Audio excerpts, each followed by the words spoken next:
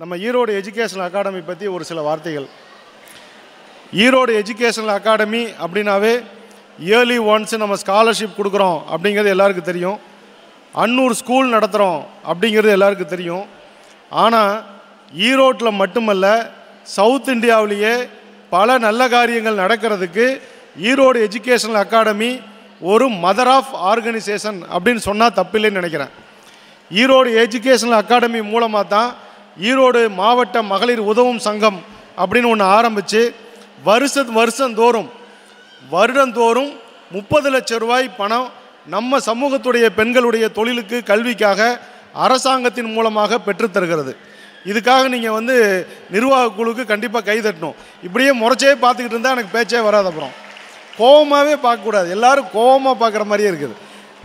அதே மாதிரி இரண்டாவது, இதே நிர்வாகம்தான் மஸ்ஜிது சேவை குழுவை இன்றைக்கி சவுத் இந்தியாவில் இறை இல்லங்களிலெல்லாம் தொழுகை நடைபெறுகிற இடங்களிலெல்லாம் மக்கள் சேவை நடைபெற வேண்டும் என்பதற்காக துவங்கப்பட்ட மஸ்ஜிது சேவை குழு டே 1 இருந்து இன்ன வரைக்கும் தலைமை அலுவலகமாக நடந்து கொண்டிருப்பது ஈரோடு எஜுகேஷனல் அகாடமியில் தான். எந்த ஊரில் சவுத் இந்தியா பூரா இருக்குது, ஹைதராபாத்தில் இருக்குது, உத்தரப்பிரதேசத்தில் இருக்குது, பெங்களூரு மைசூரில் இருக்குது, இன்றைக்கி ஸ்ரீலங்காவில் கூட எல்லா பக்கம் ஆரம்பிக்கிறாங்க. ஆனால் அதோடைய ஊற்று எங்கே அப்படின்னா ஈரோடு எஜுகேஷனல் அகாடமி தான். இப்போ இந்த ஈரோடு எஜுகேஷனல் அகாடமிங்கிறது இன்னும் எத்தனையோ நல்ல காரியங்களை அகாடமிங்கிற பேரில் செல்லினாலும் அகாடமியில் இருக்கக்கூடியவங்க தான் எல்லா நல்லதுக்கும் விதைகளை போட்டுக்கிட்டு இருக்காங்கங்கிறது ஈரோடு மக்களுக்கு நல்லா தெரியும். ஏன் அவங்க செய்யணும், எதுக்காக அவங்க செய்யணும், அவங்களுக்கு என்ன தொழிலே இல்லையா, இல்லை டாக்டருக்கு ஒர்க்கே இல்லையா அப்படின்னா கிடையாது. டாக்டர் அபுல் ஹசன் சார் காலையில் 5:30 மணிக்கு சர்ஜரி ஆரம்பிக்கிறாரு, 12 மணி வரைக்கும் பார்க்குறாரு, ஓபி பார்க்குறாரு, நைட்டு 11 மணி வரைக்கும் பார்க்குறாரு. இதோ இப்போ உடனே கிளம்பிட்டாரு, இன்னும் கொஞ்சம் நேரத்தில் சிங்கப்பூரில் இருக்க போகிறாரு. அவ்வளோதான், நாளை காலையில் அவருக்கு சிங்கப்பூரில் தான் அவர் உட்காந்துருப்பார். இந்த அளவுக்கு இருக்கக்கூடிய இந்த சொசைட்டி எதுக்காக, இந்த சமுதாயத்துக்காக தொடர்ந்து 10 வருஷம் கன்சிஸ்டன்சியாக ஒரு விஷயத்தை ஆரம்பிக்கிறது ஈஸி. சமூகத்தில் பார்த்தீங்கன்னா பல காரியங்கள் சோடா பாட்டில் மாதிரி ஆரம்பித்தோன்னா சும்மா அடித்தா புஷ்ஷுன்னு போகும், கொஞ்ச நேரத்தில் பார்த்தா புஷ்ஷுன்னு காலியாயிரும். ஆனால் அப்படி இல்லை. ஈரோடு எஜுகேஷனல் அகாடமி 19 வருஷமாக தொடர்ந்து அவர்கள் ஆரம்பித்த அத்தனையுமே முன்னேற்ற பாதையில் எடுத்து சென்றிருக்கிறார்கள். அப்படிப்பட்ட ஈரோடு எஜுகேஷனல் அகாடமிக்கு நாமெல்லாம் என்ன செய்ய போகிறோம் அப்படின்னா, மேடம் சொன்னாங்களே, ப்ரொஃபஸர் நசீரா மேடம், அதாவது நீங்கள்லாம் ஸ்டேஜுக்கு வரணும்னு சொன்னாங்க. இன்ஷா அல்லாஹ் வரலாமா? சத்தமாக சொல்லுங்கள். நாங்களும் இந்த ஸ்டேஜுக்கு வரணுங்கன்னு சொல்கிறவங்களாம் கை தூக்கும் பார்க்கலாம். லேடிஸ் தாங்க ஜெயிக்கிறாங்க வர வர. இப்போ என்னென்னா கான்ஃபிடென்ட்லாம் இளைஞர்களை விட குழந்தைகள்கிட்ட அதிகமாக இருக்குது, ஜென்ஸை விட லேடிஸ் தான் அதிகமாக இருக்குது. கொஞ்சம் எல்லோரும் கை தூக்குங்க. மேடம் உண்மையிலே என்னுடைய ஆண்கள் சார்பாக உங்களுக்கு மனமார்ந்த நன்றியை சொல்கிறேன். ஏன்னா வரலாற்றிலேயே முதல் முறையாக ஒரு பெண்ணுடைய வெற்றிக்கு பின்னாடி ஒரு ஆண் இருக்குதுன்னு சொன்னது நீங்கள் தான். அதனால் நம்ம எல்லாரும் இன்ஷா அல்லாஹ் இந்த நிகழ்ச்சி முடியும் போது சில அறிவிப்புகள் வரும். அந்த அறிவிப்புகளை யார் பற்றி பிடித்துக் கொள்கிறீர்களோ அவர்களெல்லாம் நாளைய தலைவர்களாக மாறுவீர்கள். திலக் மேத்தா அந்த தம்பிக்கு இப்போவே வயசு எவ்வளோ தெரியுங்களா? பிறந்ததே 2006. இப்போ வயசு எவ்வளோ இருக்கும்? 19 வயசு தான் ஆச்சு. வருஷத்துக்கு 100 கோடி ரூபா டர்ன் ஓவர். பிஸ்னஸ் ஆரம்பித்தது 13 வயசில், 8ஆம் கிளாஸில். இன்றைக்கே 19 வயசு தான்.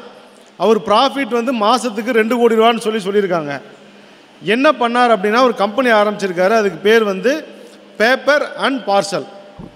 எங்கேயோ ஒரு புக்கை விட்டுட்டு வந்துடுறாரு, மறந்துடுச்சு, புக்கு தேவைப்படுது, கொரியரில் அனுப்பிச்சா கொரியருடைய செலவு புக்குடைய விலையை விட அதிகமாக இருக்குது. அப்போ என்ன பண்ணலான்னு யோசிக்கிறாரு. அதுதான் அவருக்கு கிடைச்ச ஒரு வாய்ப்பு. ஒரு நிறுவனத்தை ஆரம்பிக்கிறாரு. அப்பா சப்போர்ட் பண்ணுறாங்க, மாமா சப்போர்ட் பண்ணுறாங்க.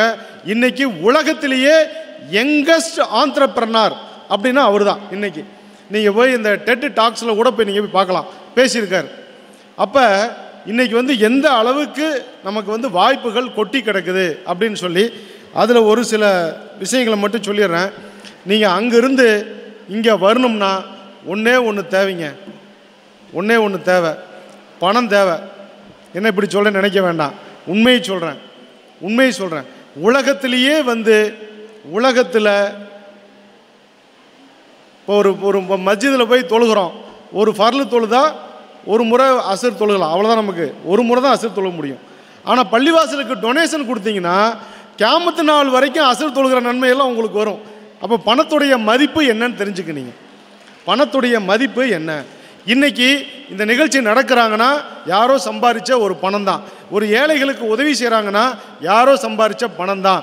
பணத்தை கொண்டு சுவனத்தையும் விலைக்கு வாங்கலாம், மகசர்லேயும் பிளாட் வாங்கி போடலாம், கபர்லேயும் நீங்கள் லைட்டு போட்டு படுக்கலாம் ஜம்முன்னு. ஆனால் அந்த பணத்தை பற்றி அல்லாஹ் எப்படி சொல்கிறான்னா, அந்த பணத்தை பற்றி அல்லாஹ் எப்படி சொல்கிறான்னா, நீங்கள் ஜும்மா தொழுகை தொழுது விட்டால் நீங்கள் அல்லாஹுடைய அருளை தேடி செல்லுங்கள். பணம் என்பதை அல்லாஹ் கண்ணியமாக அருள் என்று சொல்கிறான். அது எப்போ இருளாக மாறுது? பணத்தை கஷ்டப்பட்டு சம்பாதிச்சாரு, தானும் அனுபவிக்கல, யாருக்கும் கொடுக்கல, அப்படியே விட்டுட்டு போனார் பார்த்தீங்களா, அவங்களுக்கு தான் அது இருள். ஆனால் திரைக்கடல் ஓடியும் திரவியம் தேடுன்னு சொன்னதும் தமிழன்தான். செல்வத்து பயனே ஈதல் அப்படின்னு சொன்னவனும் தமிழன்தான். என்ன காரணம்? நீ உலகம் பூரா சுற்றி பணத்தை கொண்டுட்டு வா. ஆனால் திருவள்ளுவர் சொல்கிறாரு, அந்த பணத்தை வச்சு என்ன பண்ண போகிற? செல்வத்துடைய பயனே என்ன? கொடுக்கறதா அப்படிங்கிறார். கொடுக்காம வச்சுட்டு போனால் அவங்கள மாதிரி பரிதாபத்துக்குரிய ஜீவன்கள் உலகத்தில் யாரும் இல்லை.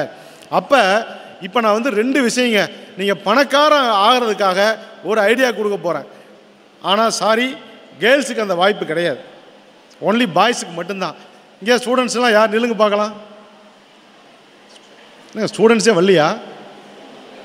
நிற்கிறக்கே பயமா? இப்போ நில்லுனா இப்போ எந்திரிச்சு நின்றுவாங்க சேர் மேலே லேடிஸு, அவங்கள உட்கார சொல்லி வச்சுருக்கேன் நான். Very good. பாருங்கள், அல்லாஹ் தாலா குரானில் 24வது சூறாவில் சொல்கிறான், 32வது வசனத்தில் சொல்கிறான், சூரத்து நூறில் சொல்கிறான். என்ன அப்படின்னா, சம்மந்தம் இல்லாமல் பேச நினைக்க வேணாம், ரொம்ப சம்மந்தமாக தான் பேசுகிறேன். சில ஏழைகளுக்கு, வாழ்க்கை துணையற்ற ஏழைகளுக்கு, நல்ல பாயிண்ட் நோட் பண்ணிங்க, ஏழைகளுக்கு நீங்கள் திருமணம் செய்து வைத்தால் அல்லாஹ் செல்வந்தராக ஆக்குவேன் அப்படிங்கிறான். இப்போ நான் கேட்குறது எப்படின்னா, இவங்களை பார்த்து கேட்குறேன், நீ எல்லாரும் செல்வ செழிப்போடு வாழ்கிறதுக்கான இது சீக்ரெட் இன்ஷால்லா. என்னன்னா, நான் உறுதி எடுக்கணும் இன்ஷால்லா. ஒரே ஒரு உறுதி. என்ன உறுதினா, நான் இந்த தமிழகத்தில் பல பெண் பிள்ளைகளை வந்து கருவில் இருக்கும் போதே கொன்னுருவாங்களேன்னு பயந்துக்கிட்டு ஸ்கேன் கூட எடுக்கக்கூடாது, ஆனா பெண்ணான்னு பார்க்கக்கூடாதுன்னு சட்டம் போட்ட நாடு இந்த நாடு. ஏன் ஏன் கள்ளி பிறந்த பெண் குழந்தைக்கு கள்ளிப்பாலை கொடுத்து கொன்னது ஒரு தாயே கொன்னாங்கன்னா அதுக்கு காரணம் என்ன? எத்தனையோ இஸ்லாமிய பெண்கள் திருமணம் ஆகாமல் வீட்டில் முடங்கி கிடக்கிறார்கள் என்றால் அதற்கு காரணம் என்ன? இதுக்கு எல்லாத்துக்கும் ஒரே காரணம், சமுதாயத்தை பிடித்து ஆட்டுகின்ற மாபெரும் மோசமான ஒன்று இருக்குதுன்னா அது வரதட்சணை தான். இந்த வரதட்சணையை ஒழிக்கணும்னா யாராலையும் முடியாது, நிற்கிற இந்த இளைஞர்களால் மட்டும்தான் முடியும். அதுக்கு அவங்க மனசு வைக்கணும். என்ன மனசு தெரியுமா? நான் நேரடியாகவோ மறைமுகமாகவோ மனதாலேயோ வரதட்சணை கேட்க மாட்டேன், பெறமாட்டேன் அப்படின்னு ஒரு நியத்து வச்சுட்டா இன்ஷா அல்லாஹ் அல்லாஹ் உங்களை பணக்காரனாக்குவான். நீங்கள் போய் மாமனார் வீட்டில் போய் காசு வாங்குறது பணக்காரனாக வேண்டாம், நீ மாமியார் அழுக வச்சு பணக்காரனாக்க வேண்டாம், அது அந்த குடும்பத்தை போய் வட்டிக்கு வாங்க வச்சு நம்ம பணக்காரனாக வேண்டாம், அதை மகளிர் சுய உதவி குழுவில் கடனில் சிக்க வச்சு நம்ம பணக்காரனாக வேண்டாம். நம்ம கட்டுகிற மனைவியை நாம் கண்கலங்காமல் கடன்காரங்களாக்காமல் நாம் திருமணம் செய்தால் அல்லாஹ் வாக்கு கொடுத்திருக்கிறான், ஏழைகளை செல்வந்தராக ஆக்குவேன் என்று. அல்லாஹ் ஒருபோதும் வாக்கு மாற மாட்டான். நான் அப்படின்னு சொல்லக்கூடிய வரதட்சணை வாங்க மாட்டேன் அப்படின்னு சொல்லுகிற ஆற்றல் மிக்க இளைஞர்கள் யாராவது இருந்தால் வாங்க, உங்களுக்கு சுயமரியாதை மாப்பிள்ளை விருது அப்படிங்கிறத உங்கள் பள்ளிவாசலில் ஜும்மாவில் கொடுக்க தயார். இப்போ வாங்க பார்க்கலாம், அந்த பணக்காரங்களை நான் பார்க்கணும் ஆசை. யார் வாங்க வாங்க முன்னாடி வாங்க பார்க்கலாம். இன்ஷால் உட்காருங்க. நான் இனிமேல் வந்து நீங்களாக வாங்க இன்ஷால். யாராவது பார்க்கலாம் இந்த சபையில் தைரியமாக, நீங்கள் சொல்கிறது சரிதாங்க ஏற்றுக்கிறேன், ஒரு சீசனில் பயங்கரமான கூட்டம் வந்துச்சு, வாங்க பார்க்கலாம் யார் தயார்? இப்போ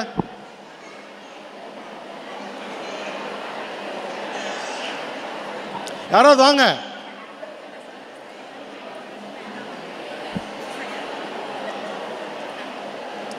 வா தம்பி, வா தம்பி, கைதுட்டுங்க. மாஷா அல்லாஹ், வெரி குட். ஏங்க இவர் தாங்க இன்னைக்கு ஹீரோ. ஹீரோ தைரியம் பாருங்க.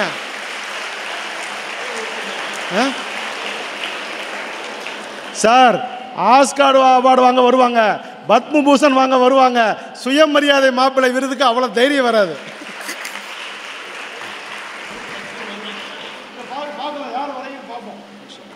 தம்பி வாங்க, நான் சொல்ற மாதிரி சொல்றீங்களா?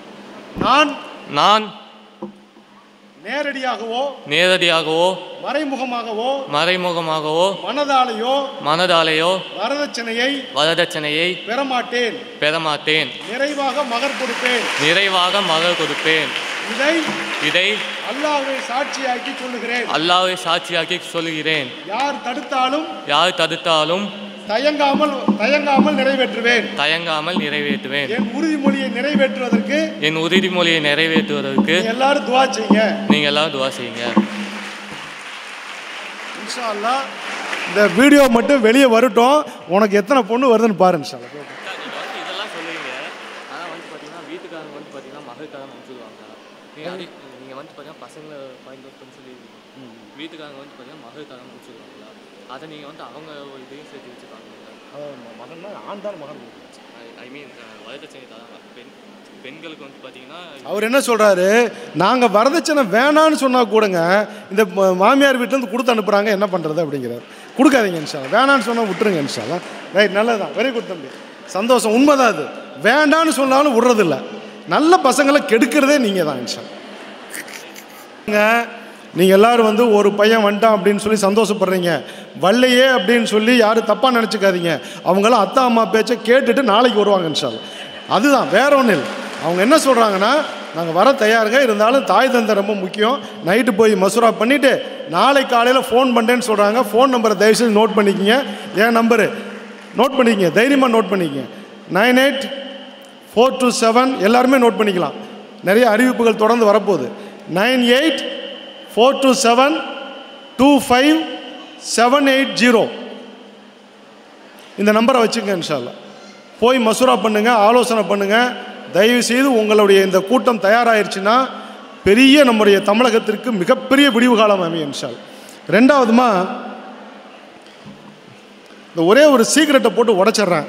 நான் சொன்னது தப்பாக இருந்தால் மேடையில் உள்ளவங்களும் சரி யாராக இருந்தாலும் திருப்பி நீங்கள் ஃபோனில் கூட கூப்பிடலாம், இல்லை வீடியோவில் கமெண்ட்ஸ் கூட போடலாம். என்ன அப்படின்னா, நம்ம எல்லோரும் அடிக்கடி கேட்குற கேள்வி, என்ன நம்ம பிள்ளைங்க ஐஏஎஸ்ஸே படிக்கிறது இல்லை, ஏன்னா நம்ம பிள்ளைங்க இந்தியன் இன்ஸ்டியூட் ஆஃப் டெக்னாலஜிக்கே போக மாட்டேங்கிறாங்க, ஐஐடிக்கு போக மாட்டேங்கிறாங்க, ஐஐஎம் இந்தியன் இன்ஸ்டியூட் ஆஃப் மேனேஜ்மெண்ட்டுக்கு போக மாட்டேங்கிறாங்க, என்ஐடிக்கு போக மாட்டேங்கிறாங்க, ஏங்க இப்படி இருக்கிறாங்க அப்படின்னு பேசுவாங்க. போகவே முடியாது, போகணும்னா என்ன பண்ணணும் அப்படின்னா, +2 முடித்ததுக்கப்புறம் திங்க் பண்ணால் ஒன்றும் செய்ய முடியாது. +2 முடித்தாச்சு, மார்க்கும் வந்துருச்சு, ரிசல்ட்டும் வந்துருச்சு, இப்போ எங்கே போய் ஐஐடிக்கு போகிறது? அதுக்கப்புறம் தான் நம்ம என்ன படிக்கலாம்னு முகாமே போடுவோம்.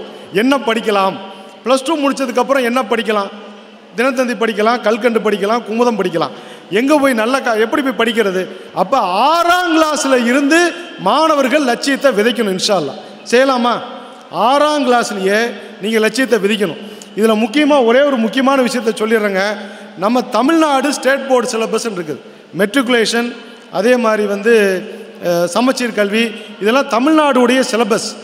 இப்போ என்னென்னா, ஒரு சிவில் சர்வீஸுக்கு போகணும் அப்படின்னா, ஒரு இந்திய நேஷ்னல் லெவலில் ஒரு என்ட்ரன்ஸ் எழுதணும்னா, ஒரு ஜேஇஇ எழுதணும்னா, ஐஐடிக்கு போகணும்னா, என்ஐடிக்கு போகணும்னா, நீங்கள் நேஷ்னல் லெவலில் உள்ள சிலபஸை உங்கள் குழந்தைகளுக்கு படிக்க வச்சாகணும். அது சிபிஎஸ்சியில் இருக்குது, ஆனால் மெட்ரிகுலேஷனில் இல்லை. அப்போ என்னங்க பண்ணுறது? நம்ம சிபிஎஸ்சிக்கு போனால் பணம் செலவாகுமே, நான் எப்படி கவர்மெண்ட் ஸ்கூல் தானே என் வசதிக்கு படிக்க வைக்க முடியும் அப்படின்னா கவலைப்படாதீங்க. அதுக்கு நம்ம எல்லோரும் சேர்ந்தால் ஒரு வழியை கண்டுபிடிக்கலாமா? இன்ஷா அல்லாஹ் கண்டுபிடிக்கலாம்.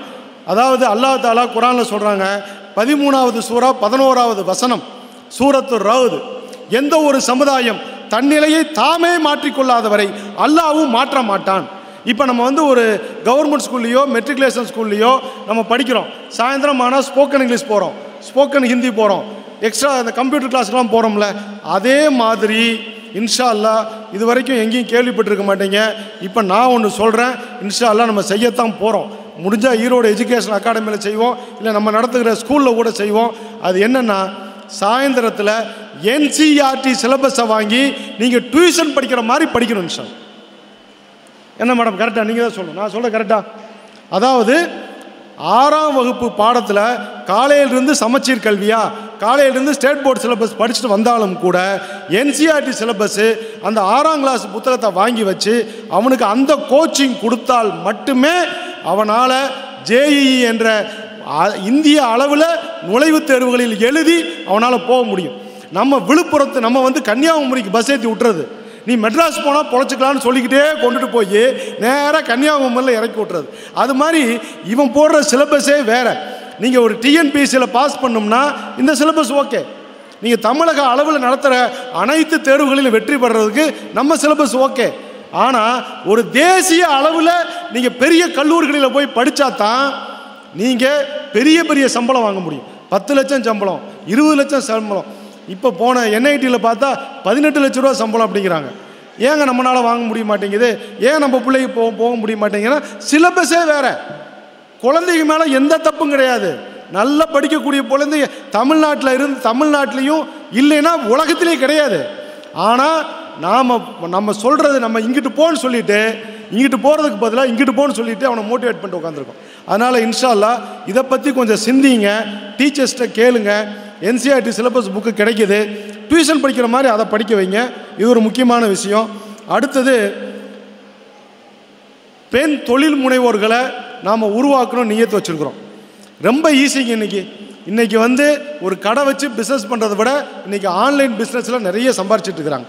இப்போ பணம் சம்பாதிக்கிறது தான் முக்கியமான இபாதத்துன்னு தெரிஞ்சுங்க.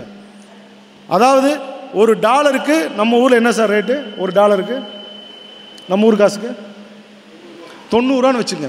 ஒரு டாலருக்கு நம்ம ஊருக்கு எவ்வளோ காசு? 90 ரூபா. ஆனால் உலகத்துடைய ரூபாய்க்கு மறுமையில் எவ்வளோ மதிப்பு தெரியுமா? அமெரிக்கன் டாலருக்கு நம்ம ஊரில் 99 ரூபா. நம்ம உலகத்தில் காசு வச்சுருக்கோம்ல, அதுக்கு மறுமையில் எவ்வளோ வேல்யூ தெரியுமா? வெறும் 2 ரூபா துனியா காசை வச்சு நரகத்தை விட்டே தப்பிக்கலாம்.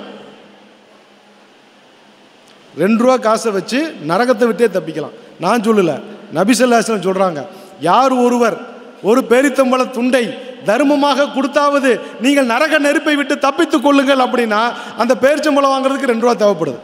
அப்போ எந்த அளவுக்கு இந்த துனியாவில் நீங்கள் பணத்தை சேர்த்தி அதை தானமாக கொடுக்கும் பொழுது எந்த அளவு மறுமையில் பயன் என்பதை குரானும் ஹதீஸும் போட்டி போட்டு செல்கிறது. ஆனால் நாம் அதை நோக்கி போகிறதே இல்லை, அதை ட்ராவல் பண்ணுறதே இல்லை. என்னமோ பணம்னாவே துனியாங்கிற துனியாலாம் கிடையாது. துனியாங்கிறது லஞ்சம் வாங்குறது துனியா, ஊழல் பண்ணுறது துனியா, திருடுறது துனியா, ஏமாத்துறது துனியா, ஹலாலாக சம்பாதிக்கிறது எப்படி துனியாவாகும்? ஒவ்வொருத்தரும் கலிஃபாக்கள். மளிகை கடைக்காரனா ஒரு கலிஃபா, ஒர்க் ஷாப்காரு ஒரு கலிஃபா, மக்களுக்கு சேவையாற்றுகிற வியாபாரிகள் அவங்க. ஸோ அதை வந்து நம்ம ஆகணும்னா நான் பெண் தொழில் முனைவோருக்கு ஒன்று சொல்கிறேன். நீங்கள் யார் உட்காந்துருக்கக்கூடிய யாராக இருந்தாலும் சரி, ஆண்களோ பெண்களோ எல்லாருக்குமே சொல்கிறேன், யாராவது ஒரு ஃபேமிலியில் வீட்டில் உட்காந்து என்னால் இந்த ப்ராடக்டை குவாலிட்டியாக தயாரிக்க முடியும், அது எதுவாக வேணாலும் இருக்கலாம், கிஃப்டாக இருக்கலாம், ஸ்நாக்ஸாக இருக்கலாம், ஃபுட் ஐட்டமாக இருக்கலாம், எதுவாக இருந்தாலும் பரவாயில்லைங்க, எங்களால் தயாரிக்க முடியுங்க, குவாலிட்டியாக கொடுக்க முடியுங்க, எந்த கலப்படம் இருக்காதுங்க, ஆனால் அதை எங்களால் விற்க முடியலைங்க அப்படின்னு சொன்னால் நாங்கள் உங்களுக்கு அதை மார்க்கெட்டிங் பண்ண தயார். கைதட்டவே மாட்டிங்களா? ஏங்க உங்கள் ப்ராடக்டை பூரா வாங்கி நாங்கள் சவுத் இந்தியா பூரா மார்க்கெட் பண்ணுறோங்க, குவாலிட்டியாக இருக்கணும். அது மட்டும் இல்லை, இன்னொரு அறிவிப்பும் சொல்லிடுறோம். இன்ஷா அல்லாஹ் இந்த மக்களுக்கு மட்டும்தான், இங்கே உட்காந்துருக்கவங்களுக்கு மட்டும்தான் அந்த அனௌன்ஸ்மெண்ட்டு, வெளியெல்லாம் கிடையாது. உங்களில் யாராவது அந்த மாதிரி நான் தயாருங்க, நான் ப்ரொடியூஸ் பண்ணி கொடுக்குறேன், நீங்கள் மார்க்கெட் பண்ணுங்கள், எனக்கு கொஞ்சம் இன்வெஸ்ட்மெண்ட் தேவை அப்படின்னு சொன்னால் இதில் இருந்து 100 பேர்களுக்கு முதலீடும் கொடுக்க நாங்கள் தயார்.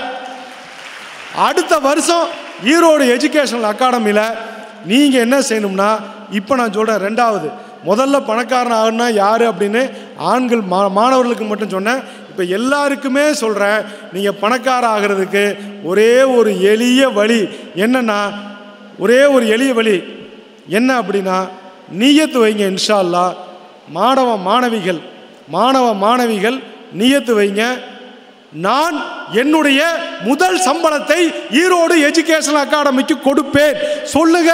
இன்ஷா அல்லாஹ் பணக்காராவீங்க. யாருங்க நில்லுங்க பார்க்கலாம். மாணவ மாணவிகள் நில்லுங்க. முதல் சம்பளங்க.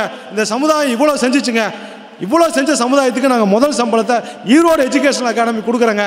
சொல்லுங்கள், நில்லுங்களே பார்க்கலாம். இன்ஷா அல்லாஹ் நில்லுங்க. என்ன பயம்? என்ன பயம்? ஏன் கொடுக்கக்கூடாதா? 19 வருஷமாக கொடுத்த அமைப்புக்கு நீங்கள் ரிட்டர்ன் கொடுக்கக்கூடாதா? கவர்மெண்ட் நமக்கு செஞ்சிச்சு, அப்பா அம்மா நமக்கு செஞ்சாங்க, சமுதாயம் நமக்கு செஞ்சிச்சு. வாங்குற கூட்டத்தில் இருக்கும் வரை நாம் டெவலப் ஆக முடியாது. கொடுக்காத வரை நாம் டெவலப் ஆக முடியாது. இறைக்காத வரை கிணறு ஊறாது. இதை முதல் தெரிஞ்சுக்க. இன்ஷா அல்லாஹ் இவங்க எல்லாருமே நீங்கள் படித்து முடித்து வேலைக்கு போனவுடனே முதல் சம்பளத்தை ஈரோடு எஜுகேஷனல் அகாடமியில் கொடுத்து ரெசிப்டை வாங்கிட்டு போய் 2 ரக்காத் தொழுது துவா செய்து வாழ்க்கையை ஆரம்பிங்க. கொட்டுன்னு கொட்டும் உங்கள் வாழ்க்கையில் செல்வம். 2வது அப்படி நில்லுங்க. பெண் தொழில் முனைவோர்கள் சொன்ன அது பேரண்ட்ஸு. யாராவது ஒருத்தர் ரெடி அப்படின்னு சொல்லிட்டா ப்ராடக்டை ஃபண்டு கொடுக்குறோம், ப்ராடக்டை தயாரிங்க, சேல்ஸ் பண்ணி தரோம். அடுத்த வருஷம் இதே இஏ ஆஃபீஸில் வரும்போது இந்த நிகழ்ச்சியில் நீங்கள் எப்படி கலந்துக்கணும்னா, நாங்கள் இஏவுக்கு நன்கொடை கொடுத்துருக்குறோம், ஸ்பான்சர் பண்ணியிருக்கிறோம், எங்கள் ஜக்காத்தை கொடுத்துருக்குறோம் அப்படின்னு சொல்லுவோன்னு சொல்கிறவங்க நில்லுங்க பார்க்கலாம். இன்ஷா அல்லாஹ் நில்லுங்க பார்க்கலாம். இல்லை கையாவது தூக்குங்க, கையாவது தூக்கி காட்டுங்க. பரவாயில்ல, அல்ஹம்துலில்லாஹ். உட்காருங்க. அல்லாஹ் உங்களை எல்லாத்தையும் கபூல் செய்வானாங்க. இன்ஷா அல்லாஹ் நீங்கள் கொடுக்கணும். கொடுக்காத வரை உங்களுக்கு ஊறாது. கொடுக்கறதுக்கு இந்த சமுதாயத்துக்கு நிறைய தேவைப்படுது. ஜி எங்கேயாவது ஒரு கதையை சொல்ல முடியுமா? யார் ஒருவர் மளிகை ஜாமானம் வாங்குகிறாரோ, யார் ஒருவர் ஜக்காத்தை வாங்குகிறாரோ, யார் ஒருவர் அதை இது வாங்குறாரோ அதை வாங்குறாரோ அவரெல்லாம் சொர்க்கத்துக்கு போவாங்கன்னு எங்கேயாவது ஹதீஸ் இருக்கா? யார் கொடுக்கிறார்களோ அவங்களுக்கு தான் சொர்க்கம். யார் உணவு கொடுக்கிறார்களோ, யார் உதவி செய்கிறார்களோ, யார் தர்மம் செய்கிறார்களோ அவங்களுக்கு தான் சொர்க்கம். வாங்குறவங்களுக்கு என்ன? வாங்குறதுக்கு அந்த காசு தான் மிச்சம், அந்த அரிசியும் பருப்பும் தான் மிச்சம். அதனால் கொடுக்கிற கூட்டமாக இந்த சமுதாயம் மாற வேண்டும். அது அடுத்த வருஷத்துலேருந்து நாம் இனிமேல் அடுத்த வருஷம் இந்த ஒரு வருஷத்துக்குள்ளார யாரெல்லாம் புதுசாக ஈரோடு எஜுகேஷனல் அகாடமிக்கு நன்கொடை கொடுத்துருக்கிறீர்களோ அத்தனை பேரையும் அடுத்த இஏ நிகழ்ச்சியில் நாங்கள் கண்ணியப்படுத்துவோம் இன்ஷா அல்லாஹ். அடுத்து நம்ம சார் ஒரு முக்கியமான விஷயம் சொல்ல சொன்னார் ரஃபீக் அண்ணன். என்னென்னா, யாராக இருந்தாலும் பரவாயில்ல, அவர் சொல்கிறது ஏஜ் 40 இருந்தாலும் பரவாயில்ல. அதாவது உங்களுடைய ஸ்கில்லை டெவலப் பண்ணிக்கலாம். ஃபார் எக்ஸாம்பிள், இப்போ நாங்களே ஒரு ஆஃபர் தரோம். யாராவது ஒருத்தர் 2 வருஷம் நான் ஒரு செல்ஃபோன் கடையில் சேர்த்து விட்ருவேன். உங்களையே 2 இயர்ஸ் கண்ணை மூடிட்டு அவன்கிட்ட ஒர்க் பண்ணிக்கிட்டே இருக்கணும். 2 வருஷம் முடிச்சுட்டு வந்தீங்கன்னா உங்களுக்கு அந்த நிறுவனம் செல்ஃபோன் கடையில் பார்ட்னர் ஆக்கி உங்களை ஓனராக்க தயாராக இருக்குது. யார் தயார் சொல்லுங்கள்? யார் தயார்? யாருங்க தயார்? வாய்ப்பு கொடுக்குற அந்த பொண்ணு சொல்லிச்சுல, வாய்ப்பு வரும்போது பிடிச்சிங்கன்னுச்சுல, யார் ரெடி? 2 வருஷம் கரெக்டாக போய் சின்சியராக ஒர்க் பண்ணிங்கன்னா நாங்கள் உங்களுக்கு ஒரு ஒரு பார்ட்னர் ஆக்க தயார். பார்த்தீங்களா? அதே சுயமரியாதை மாப்பிள்ளை முதல்ல நல்லா கேட்டுங்க. இங்கேயே உங்களுக்கு ஒரு உதாரணம். முதல்ல வரதட்சணை வாங்க மாட்டேன்னு சொல்லிட்டு அந்த பையனுக்கு திருப்பி அல்லாஹ் மனசில் போட்டால் பணக்காரன் ஆகிறதுக்கு வழியே காட்ட ஆரம்பிச்சிட்டான் ஒரே மேடையில். எவன் வரதட்சணை வாங்க மாட்டேன்னு சொல்கிறானோ அவன் கல்பில் வந்துருச்சு நம்ம பணக்காரன் ஆகணும்னு சொல்லி. இதுதான், ஏன்னா எண்ணங்கள் தான் வண்ணங்களாக மாறும். அதனால் இன்ஷா அல்லாஹ் இது ஒரு வாய்ப்பு கொடுக்குறோம். இப்போ இன்னொன்று skills. If you have no skill we will kill the nation அப்படிங்கிறாங்க. அதனால் அந்த மாதிரி ஸ்கில் டெவலப்மெண்ட், ஒரு ஸ்போக்கன் இங்கிலீஷ் தேவை, அக்கௌண்ட்ஸ் தேவை, சின்ன கம்ப்யூட்டர் ஷார்ட் டேர்ம் கோர்ஸ் தேவை. அந்த மாதிரி இருந்தால் கூட நம்ம சார்பாக கொடுக்க தயார். யாரெல்லாம் இப்போ நான் சொன்ன வாய்ப்புகள் என்னென்ன வந்திருக்குது அப்படின்னா, பெண் தொழில் முனைவோருக்கு வாய்ப்பு கொடுத்துருக்குறோம். உங்களுடைய ஒரு பெண்ணை அழுகையிலிருந்து மீட்டெடுப்பதற்கான வாய்ப்பை கொடுத்துருக்குறோம். நீங்கள் புதிய தொழிலை உருவாக்குறதுக்கான வாய்ப்புகளை இந்த சபையில் கொடுத்துருக்குறோம். இதே மாதிரி ரொம்ப முக்கியமாக நான் எல்லாத்துக்கும் சொல்கிறது, முதலமைச்சர் காப்பீடு அட்டை தயவு செஞ்சு நல்லா இருக்கும்போது வாங்கி வைங்க. நோய் வந்ததுக்கப்புறம் வாங்கினீங்கன்னா செல்லாது, 6 மாதம் டைம் ஆகும். இதை தெரிஞ்சுக்குங்க. ரேஷன் கார்டில் உள்ள பெயர்களும் காப்பீடு அட்டையில் உள்ள பெயர்களும் சரியாக இருக்குதா அப்படிங்கிறத தயவு செஞ்சு பார்த்துக்கிட்டிங்கன்னா தான் எந்த நேரம் எந்த செலவு யாருக்கு வரும்னு தெரியாது. அந்த நேரம் ஓடி போய் கடன் வட்டிக்கு வாங்கினா நம்முடைய வருஷத்துக்கு 4 கோடி குடும்பங்கள் ஆப்ரேஷன் அறுவை சிகிச்சையின் காரணமாக நல்ல நிலைமையில் இருந்தவங்க கையேந்திர மாதிரி ஆயிருக்கிறாங்க. அதனால் அதுக்கு இந்த விஷயத்தை நீங்கள் பயன்படுத்திங்க.